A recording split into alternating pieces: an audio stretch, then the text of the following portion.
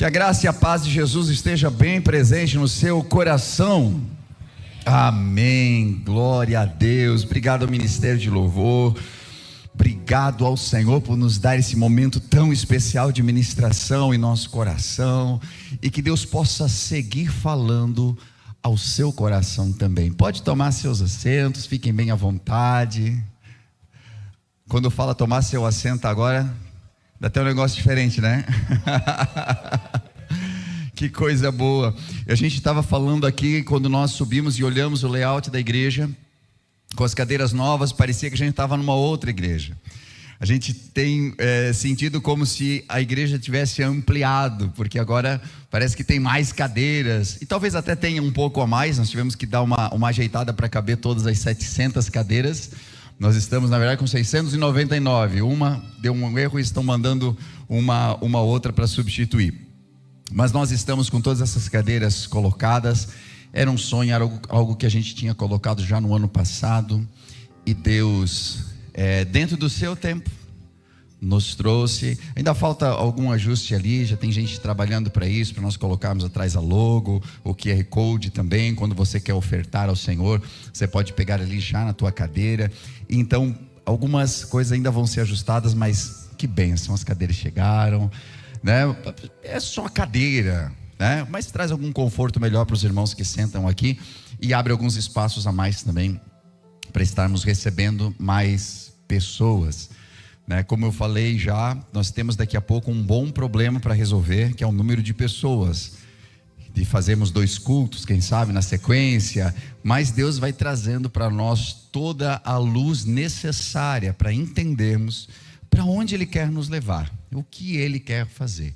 O importante é estarmos aqui, é vir para a casa de Deus, ouvir a sua palavra, estar em comunhão. Talvez você tenha sido uma pessoa ouvinte, uma pessoa que vem e recebe essa palavra da parte de Deus, e é maravilhoso isso também.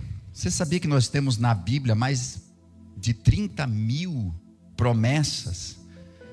Diretamente 8.800 promessas, mas se nós contarmos cada vez que Deus está falando e trazendo uma direção ao homem, alguns estudiosos dizem que temos mais de 30.000 promessas que estão na Bíblia Sagrada.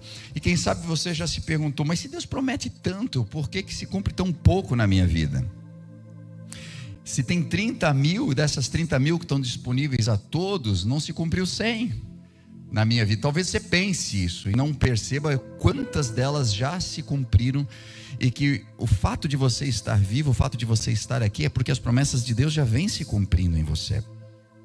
Mas existem tantas outras que não acontecem, e algumas delas que nós estamos esperando há tanto tempo. E essa promessa que não aconteceu nunca foi pela falta de promessas, porque você já percebeu aqui que nós temos mais de 30.000 delas, mas talvez a ausência de posicionamento nosso, o posicionamento no local da promessa, aonde Deus quer nos colocar e o que Ele espera que nós façamos para que esta promessa então cumpra-se em nós. Eu não sei se você consegue entender o raciocínio desse pensamento, mas às vezes nós conhecemos os versículos, nós declaramos as palavras, mas o fato de ter uma vida desalinhada faz com que essas promessas não se cumpram em nós. E pode gerar frustração, porque eu vejo a promessa cumprindo-se na vida do meu irmão, da minha irmã, mas não se cumpre na minha. E o que está acontecendo com a vida dessa pessoa diferente da minha? Deus tem seus preferidos, quem sabe? Ou Deus não gosta de mim? Não, alguma coisa está acontecendo. E é muito difícil para nós entendermos o nosso desalinhamento. E eu gostaria de compartilhar com você, para não ficar apenas nas minhas palavras, um texto bíblico que está na segunda carta de Paulo aos Coríntios, no capítulo 1 e no verso de número 20. Segundo aos Coríntios, capítulo 1, verso 20.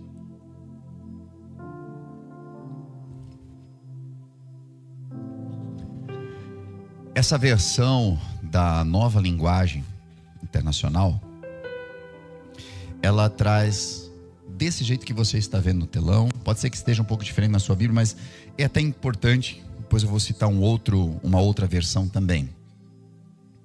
Olha o que diz esse texto se nós lermos ele devagar.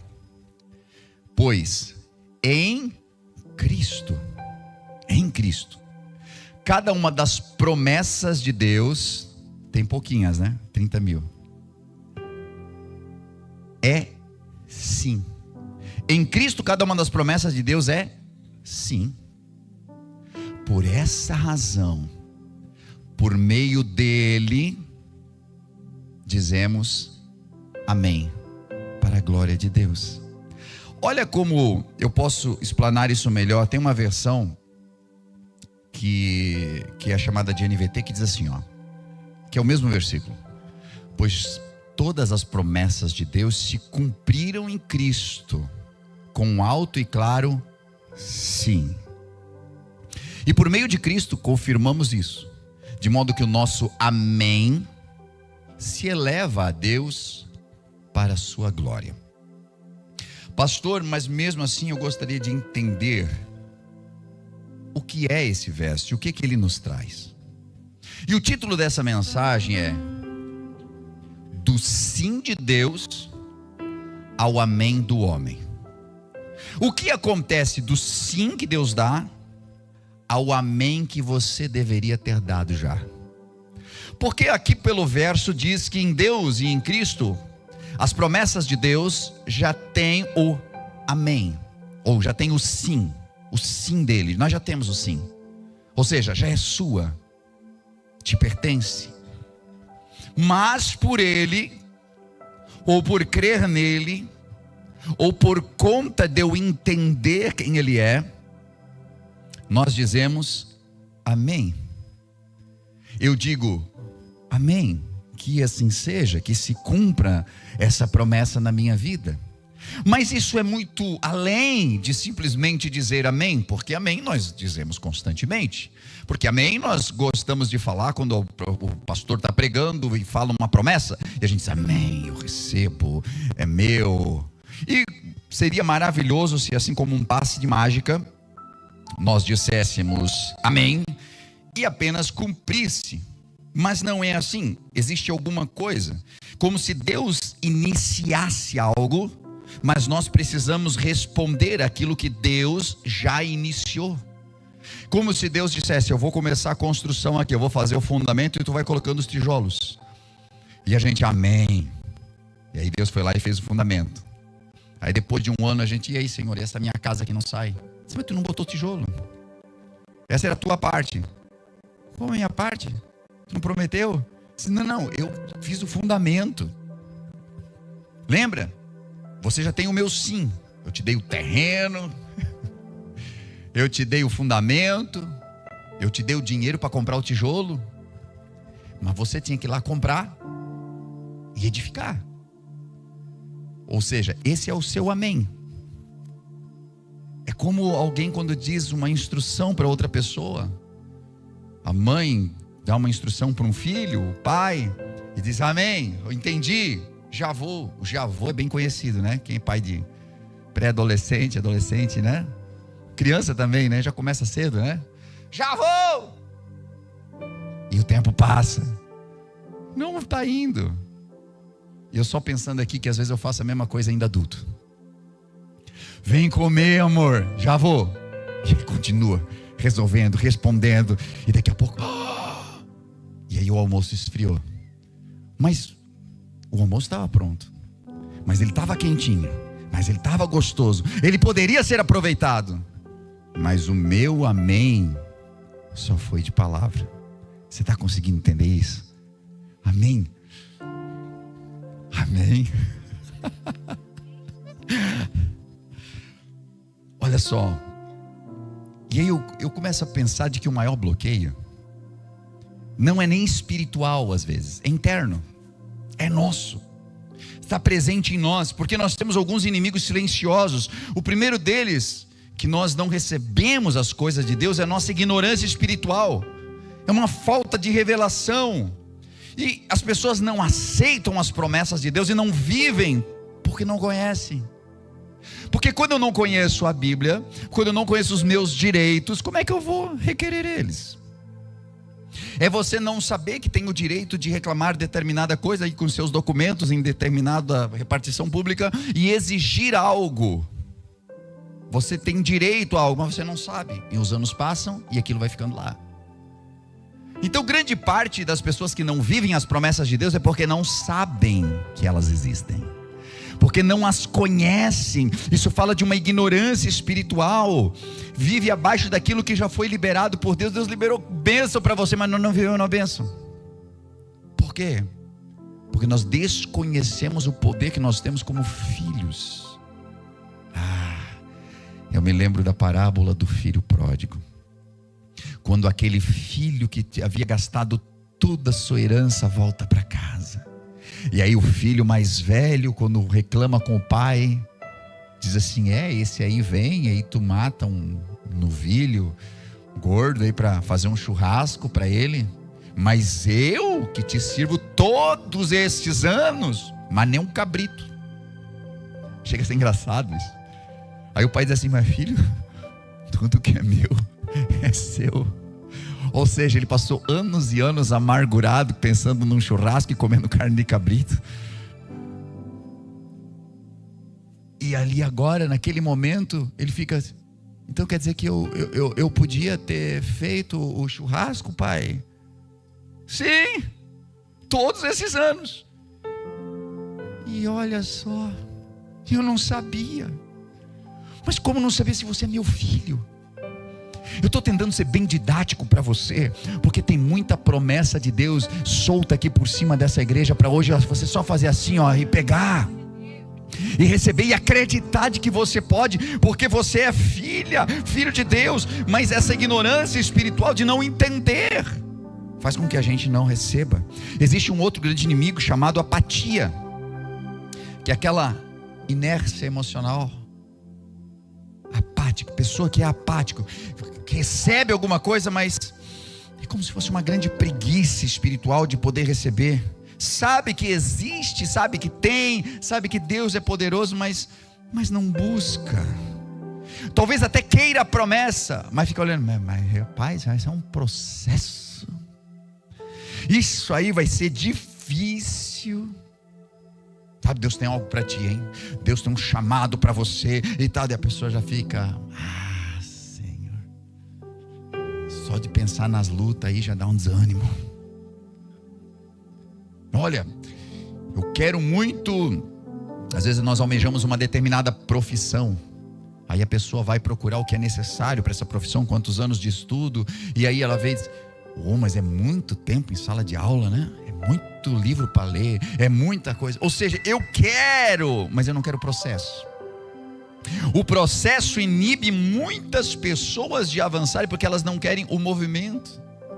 Elas não querem movimentar-se em direção àquilo que é necessário. Há promessas de Deus, mas nós vamos ver ainda por esse sermão que eu estou pregando aqui, de que elas precisam chacoalhar você do lugar onde você está. Elas vão mexer com você. E aí vai vir a apatia. Mas eu acho que está bom aqui, sabe?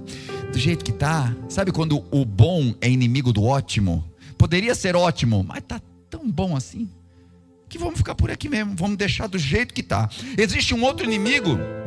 Esse aqui é terrível: a racionalização da nossa fé.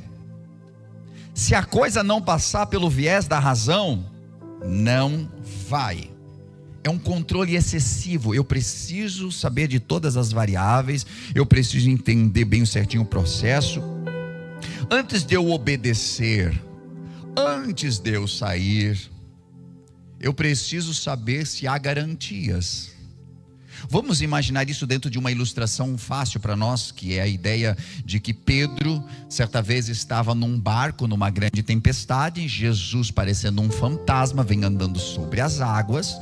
Eles se assustam, mas Jesus diz: calma, sou eu, não tenhas medo. Aí Pedro solta essa: se é tu mesmo, diga para que eu vá até ti por cima das águas. E aí o Senhor diz: vem. É quando você faz um desafio, você não imagina que Deus vai dizer: fechou, Bora lá. Mas Pedro, olha, Pedro sempre é tão afoito, mas ele nos dá uma grande lição aqui. O Senhor diz, vem, e ele bota o pezão para fora e sai. Essa é uma das vantagens de ser sanguíneo às vezes. O sanguíneo não para muito para pensar, ele age, né? Agora você quer pensar em alguém que você conhece, que não é você com certeza. O Senhor dizendo, vem, diz assim, mas espera aí, água, um estado líquido, ao colocar algo sólido em cima, com as dimensões que esse ser tem, é provável de que haverá um afundamento no meio de uma tempestade e um afogamento em seguida. Bom, se Jesus estivesse mais próximo, ele poderia estender a mão, mas ele não está. O barco está aqui, é segurança, ali não é seguro. Vai que ele está falando para mim só para ver se eu sou louco o suficiente para depois ele dizer assim, mas tu é burro, né? Como é que vai andar por cima da água? Sabe quando a nossa mente quer uma lógica? Sabe quando alguém diz assim, meu Deus, eu fui no culto, eu estava com muitas dores, e já faz 2 semanas que as dores foram embora. Assim, é coincidência, né? Coincidência como? Foi Jesus que me curou naquele dia. Eu senti que algo foi tremendo naquele momento, e a pessoa pensa, mas veja, muitas vezes a gente tem tomado remédio durante algum tempo, e depois demora um pouco, começa a fazer efeito no corpo, então, porque sempre precisa ter uma explicação lógica. E as pessoas deixam de alcançar determinadas promessas, porque sempre estão tentando entrar pelo viés da lógica. Meu irmão, se você está sentado aqui dentro desse templo, eu quero dizer, isso aqui já é um grande milagre. Não existe lógica para a gente estar aqui. Se você olhar, não existe lógica, mas nós servimos a um Deus que é além da lógica.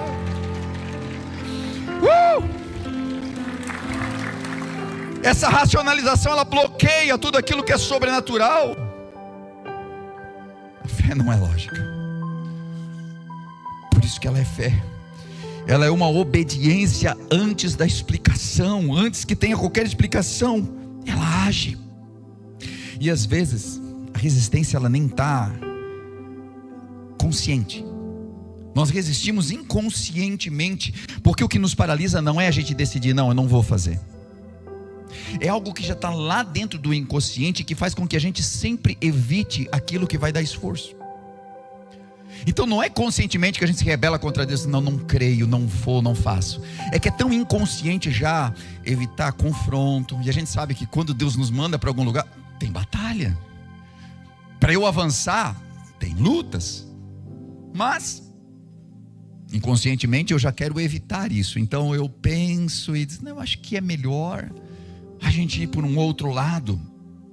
Esse nosso cérebro tão complexo tem esse sistema, tem um sistema chamado de sistema de ativação reticular, chamado de SAR, dentro do nosso cérebro.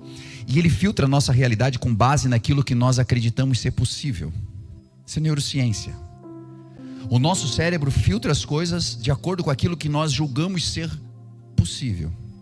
Quando chega alguma coisa que parece impossível, que não está dentro da esfera da lógica do possível, ele manda uma informação, nem tenta, nem acredita, não tem como acontecer. E então nós temos que lutar contra um inimigo, e nós temos que lutar contra outro interno nosso, que tenta nos dizer constantemente que nós não vamos conseguir, porque ele filtra a realidade e faz com que a nossa base seja apenas aquilo que é possível. É por isso que as pessoas vivem apenas na esfera do possível. É por isso que é ilógico quando alguém diz assim, mas eu comecei a ofertar, eu agora passei a ser um dizimista, e era incrível porque lá em casa antes faltava, e a gente terminava o mês e faltava dinheiro, e agora eu não sei como é que está sobrando. E a pessoa assim, mas não tem como, matemática é matemática, isso não vai ser alterado. Eu não posso explicar para você como, mas o fato é que o milagre acontece. O fato é que acontece. É fora da lógica, o cérebro não consegue entender isso. E quando nós passamos a acreditar que algo não é para nós, não, mas isso aí é fora da minha realidade. Porque existem coisas que são promessas tão tremendas de Deus que a gente fica pensando assim, não, mas isso aí deve ser para os pastores, né? Deve ser para o pessoal ali que busca mesmo. Mesmo que hajam evidências ao nosso redor, o nosso cérebro não capta as evidências. Ele não capta. E isso está fazendo sentido para algumas pessoas agora, porque eu estou falando assim, ó. Porque alguém já falou para você assim: meu Deus, mas está na cara. Já percebeu? Isso acontece. Vou trazer um exemplo romântico aqui. Quando alguém olha para uma outra pessoa e diz assim: expressão, é muita areia para o meu caminhão. Não, essa mulher é muito bonita. Ou esse homem é muito bonito. Você nunca vai me dar chance. E Deus a mim começa a dizer assim: meu Deus, mas só tu não vê. Como dizia o Greg, tá tão na sua. Alguns assistiram aqui. Ela tá tão na sua. E a pessoa não percebe. Por quê? Porque o cérebro já disse: não é para ti não. Você nunca vai ser. Alguém um dia olhou para vocês assim: eu vejo um chamado pastoral em você, mas o teu cérebro não consegue entender isso. Por quê? Porque não, isso é demais. Alguém olhou para vocês assim: eu vejo você como um grande empresário. Alguém olhou para vocês assim: eu vejo você, olha, feliz e tal, porque você tem tanta capacidade, você vai chegar muito longe. Mas você não está vendo. Por quê? Porque ele está acostumado a limitar a tua visão, para que você não se frustre. Porque o medo de se frustrar faz com que a gente não acredite nas promessas. Mas eu estou aqui para dizer para você: Deus vai te levar muito mais além daquilo que você sonhou, daquilo que você pensa ou consegue ver hoje. Ele tem planos muito maiores para você. Se você acredita, aplaude bem forte, Jesus.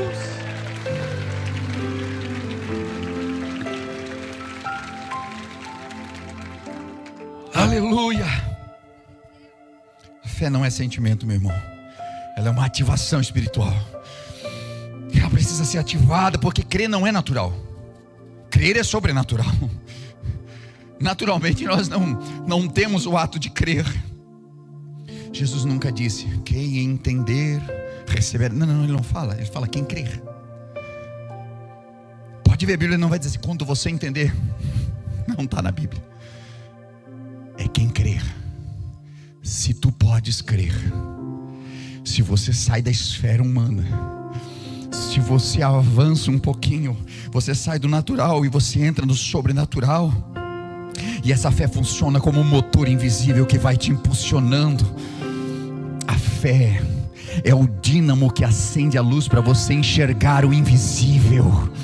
Quanto mais você acelera esse dínamo, assim como as bicicletas de antigamente colocavam o dínamo na roda, quanto mais você rodava, mais iluminava.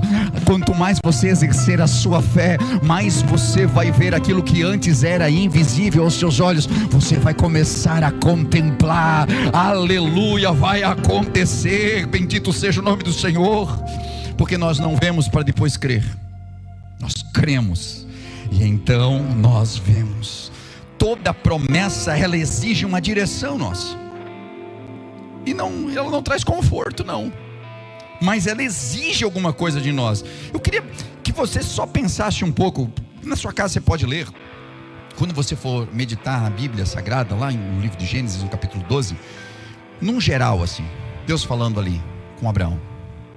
Sabe, Deus ele traz uma direção. E ele diz: sai. Ele não dá um endereço, mas ele dá uma direção. Você precisa sair. Mas para onde eu vou, Senhor? Isso é outra história. Qual é a cidade? É outro lugar. Mas sai. Então Abraão teve uma direção. É para sair. Ele não disse para onde, mas eu estou saindo. Eu estou indo, Senhor. Senhor, para onde quer? Vai seguindo. Então tá bom, eu estou indo. Ele tinha uma direção, e muitas vezes Deus não diz o endereço da tua vitória, mas Ele diz a direção aonde ela está. O que se precisa fazer até lá. E para Abraão Ele diz: sai. Agora se a gente volta os capítulos, nós vamos ver Deus falando com Noé, e Deus fala para ele: entra. Significa que Deus tem direções diferentes para pessoas diferentes, em situações diferentes. Um era para sair da terra, outro era para entrar numa arca. Deus mandou entrar. Então são coisas diferentes que Deus dá. E o segredo não é o movimento para onde, se é para sair ou se é para ficar. Só é abençoado quem sai, só é abençoado quem fica. Não. é a obediência à instrução que nós recebemos. Porque o estar parado às vezes não é errado. Se Deus mandou ficar parado, se a direção foi essa. A direção certa vez para um rei foi: espera, não faça nada, só espera. Mas ele pensou: não, ficar parado não é para mim, eu vou fazer alguma coisa aqui, porque tem muita coisa para ser feita. E ele perdeu o reino.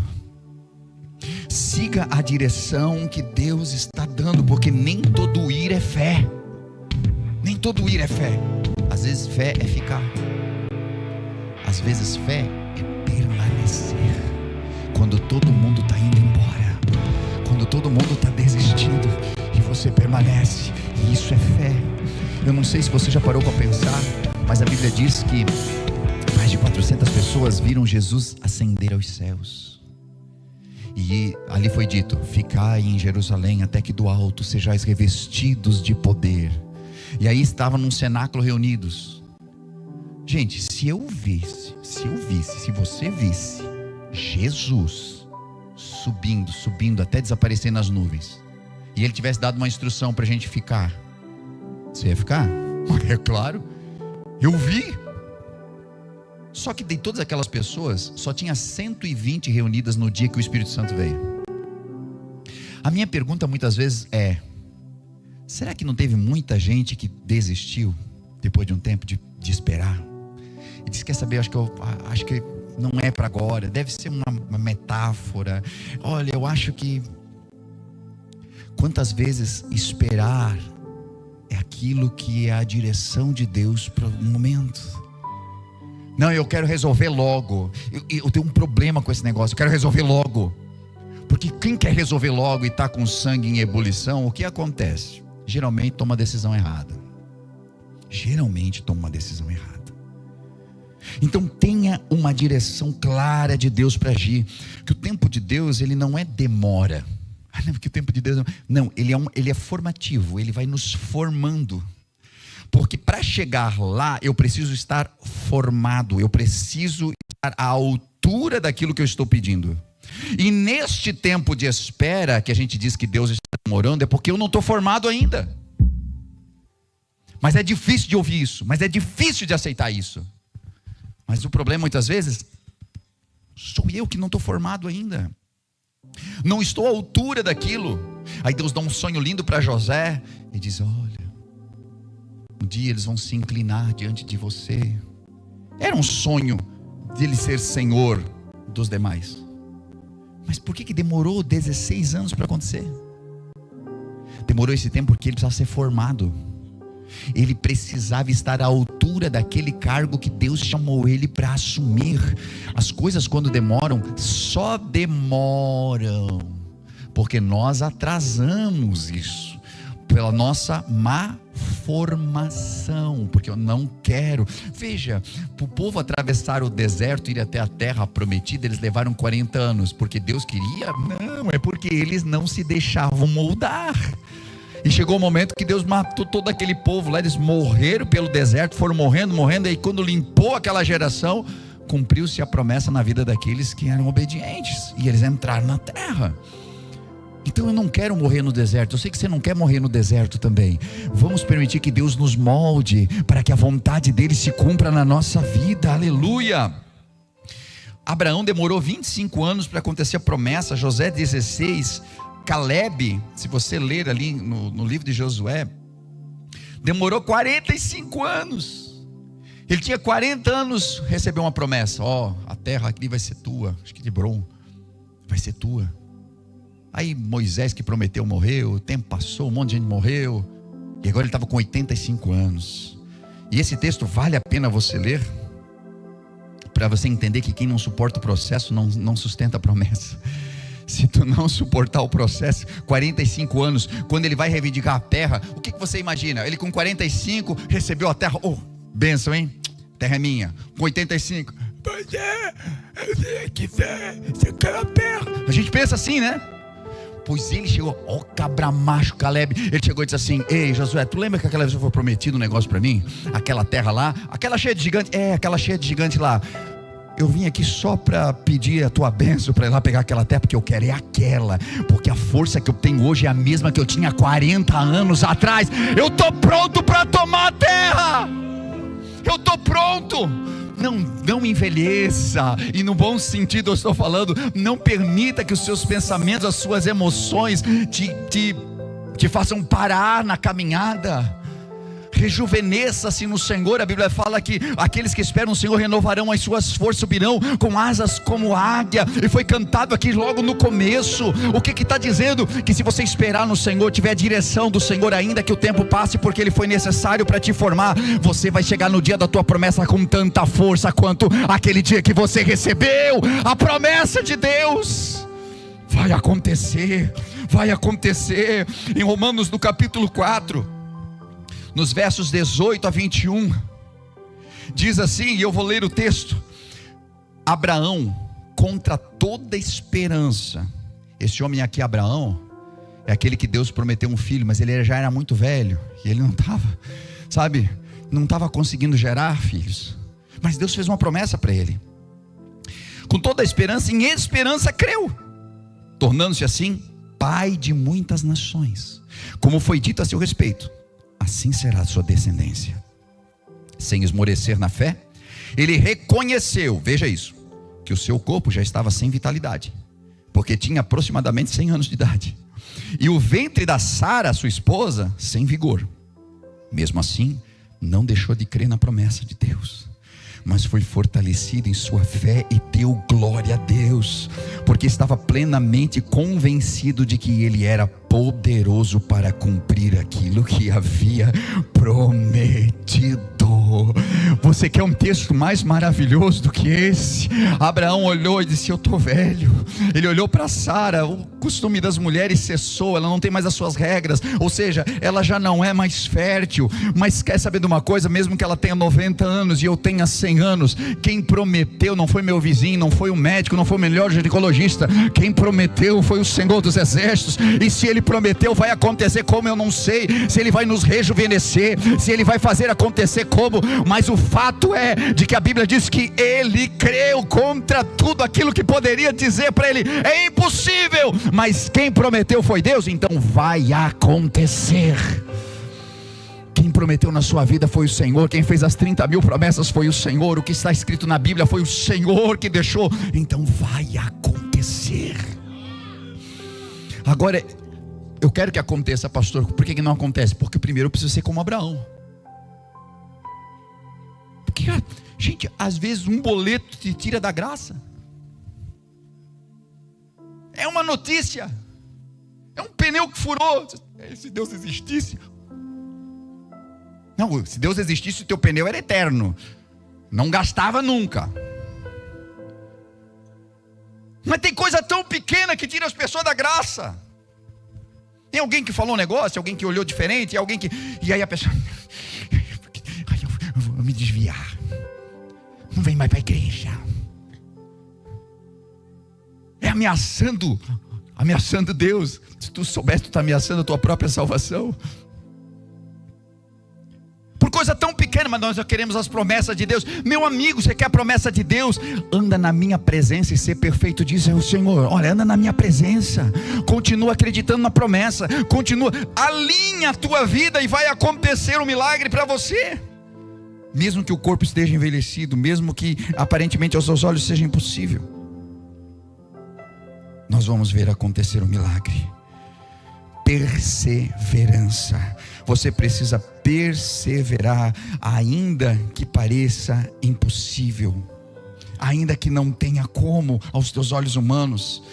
E um ponto bem importante aqui para nós termos uma direção mais clara, é que a promessa de Deus não anula as batalhas.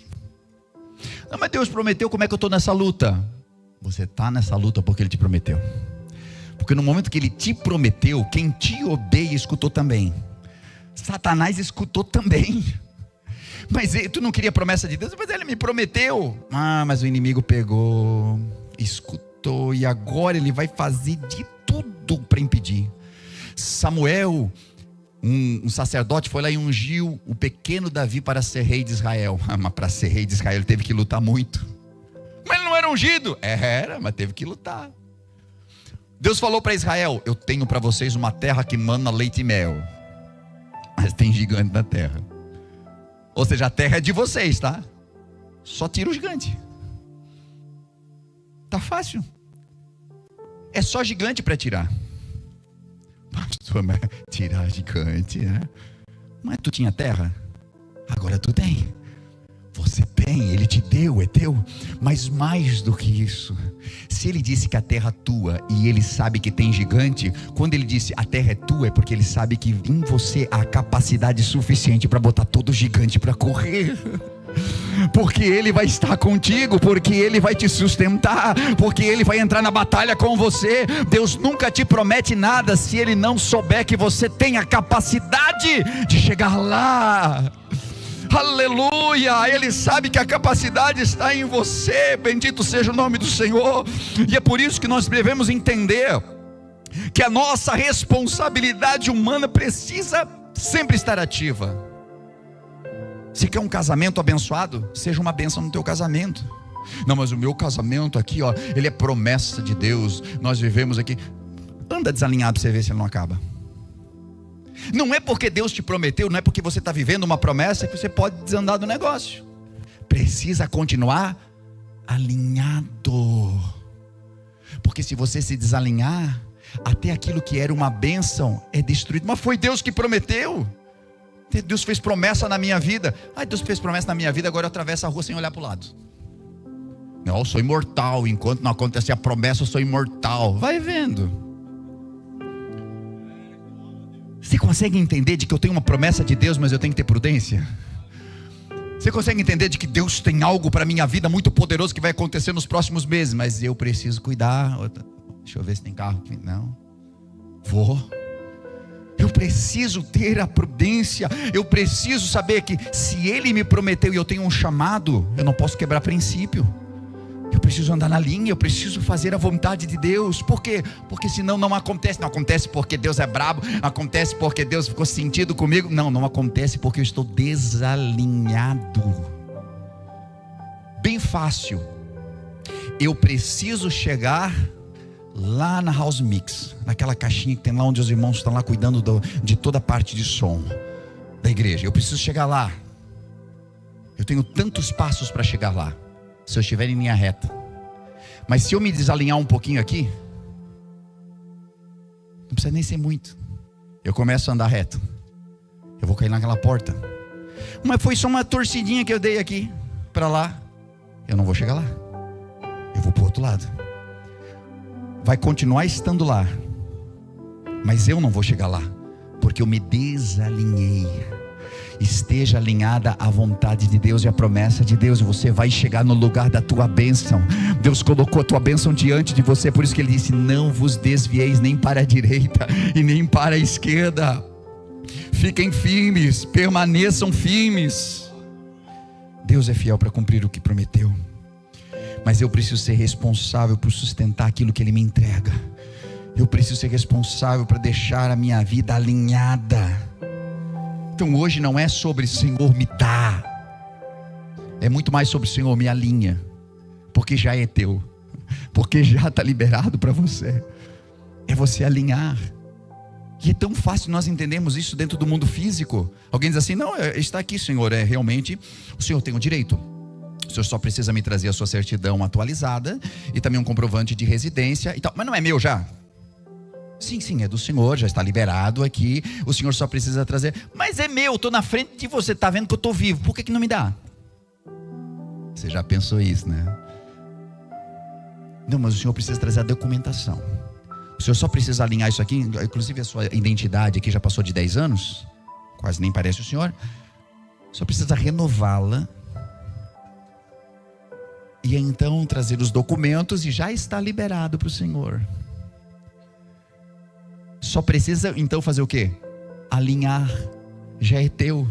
Pois é isso que eu estou pregando aqui há mais de 40 minutos. Só precisa alinhar a vida, já é teu, você já recebeu, Deus já liberou, tem muita promessa. É só alinhar a vida, é só alinhar o teu casamento, é só fazer a coisa direito, é só pedir perdão, é só liberar perdão para o outro, é só a gente começar a perceber de que há muita coisa errada ainda dentro de mim e eu preciso colocar para fora, porque a minha vida alinhada vai me levar até a promessa de Deus. Aleluia. O que está travando então a nossa promessa? Para nós finalizarmos, sabe que é falta de fé, falta de obediência, de perseverança, de maturidade? Porque se Deus já deu o sim, Deus deu o sim, Ele só está esperando de nós agora o amém. Mas não um amém com a nossa boca, mas um amém com a nossa vida, com o nosso alinhamento, um amém com fé, com atitude, um amém com responsabilidade. Queria que vocês colocassem de pé comigo para eu terminar.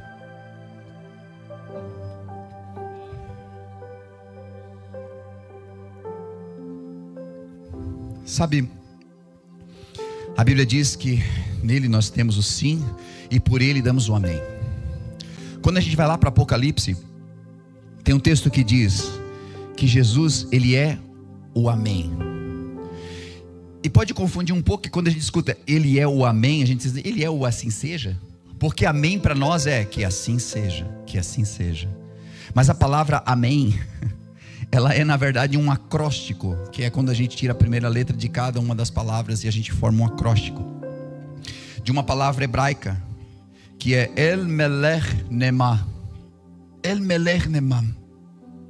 E quando eles tiram isso, fica Amém, Amém, que é uma tradução parecida com o nosso amém. Só que El Melech Nema significa Deus é um rei fiel. Deus é rei fiel. Quando Jesus no final da oração fala amém, Ele está simplesmente dizendo porque Deus é fiel.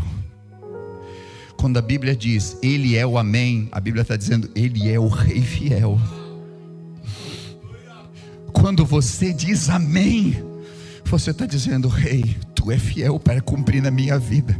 É impossível isso que o Senhor está falando, mas eu creio porque tu és o amém, tu és o Melech, tu és o rei fiel na minha vida. É você fazendo como Pedro, e hoje Pedro é um grande exemplo. O Senhor diz para ele, olha, vai até o alto mar e lança tuas redes, e ele diz, oh, Senhor, nesse horário não dá peixe, nós tentamos a noite inteira, mas segundo a tua palavra, porque tu és El Melech Nema, tu és o rei fiel, e porque tu és o rei fiel, eu acredito, e então ele vai contra toda esperança, contra toda possibilidade. E a Bíblia diz que foi uma pesca maravilhosa. Eu profetizo pesca maravilhosa. Eu profetizo que você vai ter o recurso necessário. Eu profetizo que a sua casa vai estar alinhada. Eu profetizo que a sua vida vai chegar lá, mas precisa entender de que Ele é fiel. Se Ele é fiel, então eu creio, vai acontecer. Se eu não estou crendo é porque eu não entendo que Ele é o meu rei fiel. Uma criança acredita no pai, uma criança acredita na mãe, até que o pai e a mãe mintam, até que o pai e a mãe não cumpram alguma coisa, então a criança vai deixando de crer. Mas quando o pai é fiel, a mãe é fiel, não importa o que o pai e a mãe falar, a criança vai acreditar, porque é a pessoa da vida dela. Deus nunca nos decepcionou, nunca. O que aconteceu foi que eu me desalinhei tantas vezes. O Senhor disse, fica em Jaraguá, mas eu fui para outra cidade. O Senhor disse, sai de Jaraguá, mas eu permaneci, me desalinhei, a bênção estava lá onde Ele me chamou. Então eu disse, o Senhor não cumpriu, mas quem não cumpriu fui eu. Quantas vezes nós nos desalinhamos, mas o Senhor quer alinhar a nossa vida conosco. Hoje você pode alinhar a sua vida. E se você alinhar a sua vida, você vai voltar para a direção aonde a tua vitória te espera, aonde a bênção te espera. Você precisa de um alinhamento hoje. Você entendeu hoje que há uns bloqueios aqui dentro, que nós não conseguimos entender de que é para nós. Não, é além, eu não consigo, não é para mim, eu não sou. Deus quer destravar a sua mente para que você possa acreditar de que sim, é para você, sim, é o teu casamento, sim, é a tua vida, sim, são teus filhos, sim, é o teu marido, sim, é a tua esposa, sim, é esse relacionamento, sim, é esse evangelho, sim, é essa casa, sim, é essa igreja, sim, é esse trabalho, sim, é essa empresa, sim, é este momento, sim, é o dia de hoje, é nessa hora. E se você quer um milagre, sai do teu lugar enquanto nós adoramos a Deus e vem, porque Deus sabe o que precisa ser alinhado, e você também. Deixa Deus alinhar.